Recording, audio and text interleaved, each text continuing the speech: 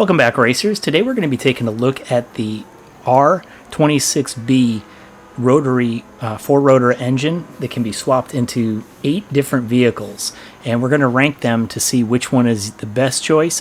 This is a relatively expensive mod for your cars. Just the engine alone comes in at 1.75 million credits. So if you don't win this in roulette and you aren't an avid player, this might be an expensive mod for you. So let's go ahead and find out which is your best option. The cars will all end up with the same power after modifying them, and they will end up with 989 horsepower, 577 foot-pounds of torque. And in most cases, the weight isn't too much of a difference. They do go up a little bit, but it's not too bad overall. First car on our list, down in 8th place, is the FC RX-7, which is the second or third generation, depending on how you look at the SA and the FB. But this car was basically designed to resemble a Porsche of its era, and some of the lines and characteristics definitely represent that. The car itself has a relatively short wheelbase, especially compared to the other cars on the list, and just because of that, this car ends up being extremely twitchy. It ends up doubling its horsepower, bringing it 520 beyond the modified two-rotor engine that it comes with, and it picks up 165 foot-pounds of torque while only adding 46 pounds. On the Tokyo Expressway, where I test all of these cars, it ended up picking up 44 miles per hour on the top end in the straight and took 6.76 seconds off its time. Now the car would have done better, but it was just difficult to keep it under control. So that's one of the reasons it's down here in 8th. The swapped engine ended up being able to complete 8 laps without having to refuel, with 5% wear to the front tires and 25% wear to the rear. So it actually increased its fuel economy pretty well. This is one of those cars where if you just ended up doing the engine swap but not modding the motor, it would actually be a pretty nicely drivable vehicle. But when you throw that turbo on there, the car just gets that burst of speed, and just the lightweight, short wheelbase aspect of this car makes it pretty difficult to control. In 7th place, we have the NRA ND, which is a road class vehicle, even though it looks like it's a race car. But this is the Miata or MX-5 or Roadster, depending on where you're from. This car ends up picking up 684 horsepower and 386 foot-pounds of torque.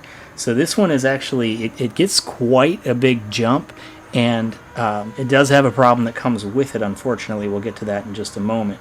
But it picked up 69 miles per hour on the straight, and 17 seconds were taken off the test lap. But the big issue with this car is the tire wear. So the front wheels weren't so bad. They wore at about 20%, and you were going to get about 9 laps out of the fuel. But we lost the rear tires completely in 2 laps. And I've seen there's a Red Bull car that actually has a 4-rotor engine swap in it, and it is a drift car. So I don't know if they were just emulating that and made this thing just chew up tires. But you know, if you're light on the throttle, it's still a nice car, and you keep the softs off of it. But just the way it just destroys those rear tires makes it number 7 on our list. 6th place on our list belongs to the RE RX-7, which is a professionally tuned vehicle. And this car ends up down on the list for a couple of reasons. One, I mean, I'm of the generation where I actually liked seeing the pop-up headlights go away. We didn't really love them while they were being produced, but they've definitely grown in character. I do like the modified interior of this car as well, but that's something that may not be to everyone's taste. The big issue here again is it will just destroy those rear tires and wear them down to 100% within about 2 laps.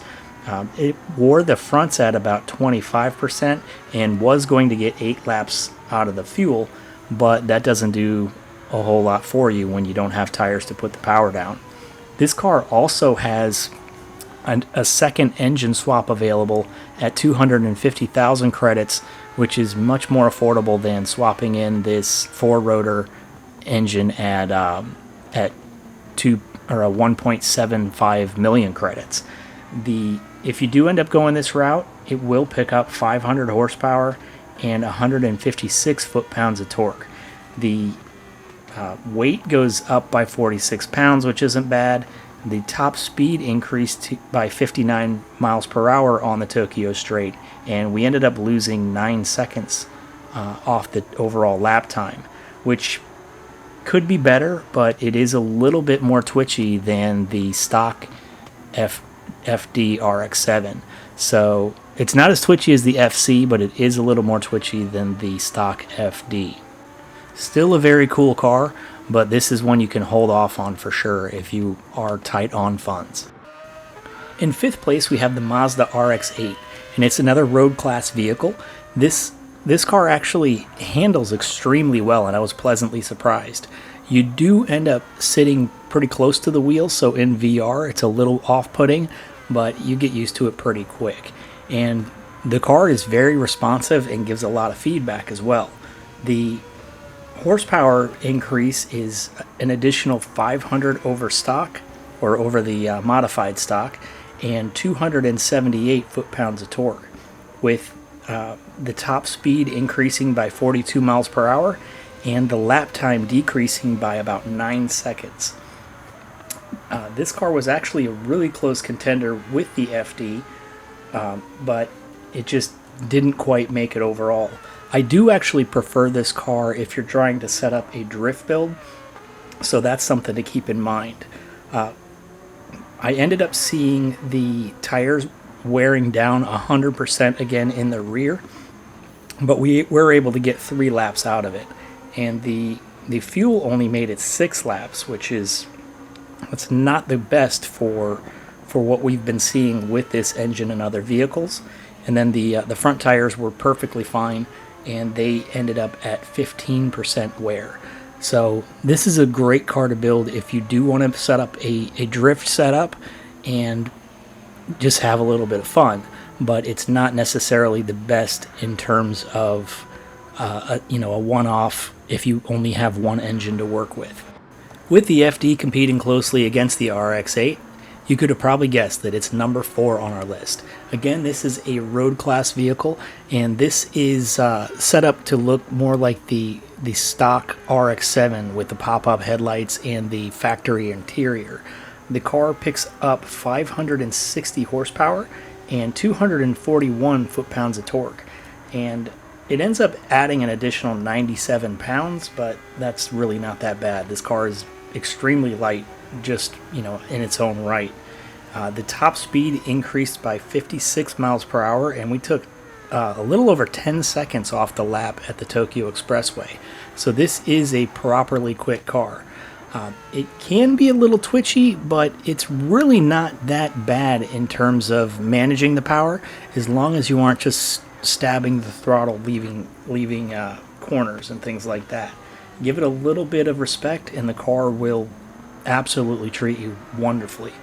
The tire wear was 20% to the front, with about 40% wear to the rears, and we saw around 9 laps before we had to refuel. So again, this engine is super efficient, and it is just a blast to drive in any of these vehicles.